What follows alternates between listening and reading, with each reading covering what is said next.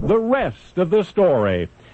Howard Blackburn was 25, native of Gloucester, Massachusetts, occupation fisherman.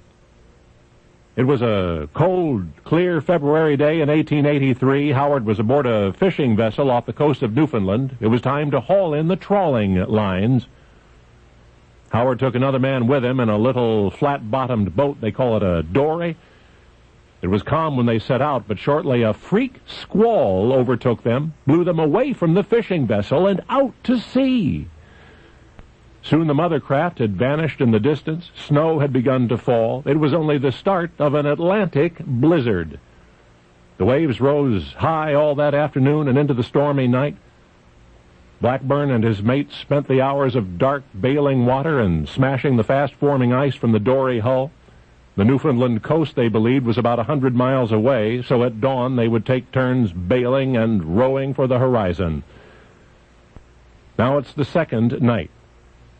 The sea is still high. Blackburn's mate should have taken over the oars an hour ago, but crawling to the bow, Howard learns that his comrade, having let himself fall asleep, has frozen to death. So Howard is now alone at sea in the middle of a relentless storm. But in his bleakest hour, Howard Blackburn is no less determined to live. He returns to the oars, continues to row. A third day passes, and a third night. The tempest is still raging. The ice on the oar handles tears chunks of flesh the size of $50 from Blackburn's hands, but he keeps rowing. And just before dawn of the fourth day, the gale dies and the sea subsides. Howard has remained sleepless now for 80 hours. But should he stop rowing, he will again drift out to sea, and should he fall asleep, he will freeze.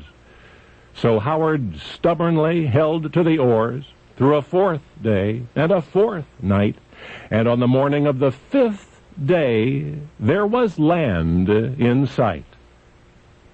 In a few hours more, Howard dragged himself ashore, cold, weary, starving, but alive. And it took him 2 more days roaming that sparsely inhabited region to find help.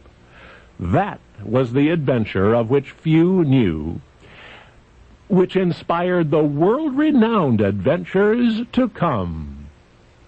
1899, he took a 30-foot rig, set sail alone from Gloucester, Massachusetts, crossed the Atlantic to Gloucester, England in 61 days.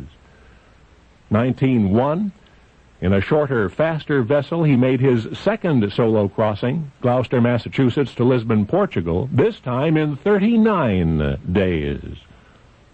But the record books do not always reflect that when Howard Blackburn was lost at sea in the winter of 1883, in an icy storm that nearly cost him his life, he knew from the second day that his hands would eventually freeze.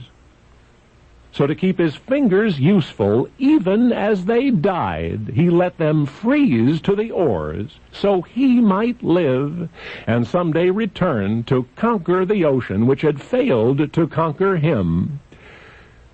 With fingerless stumps for hands.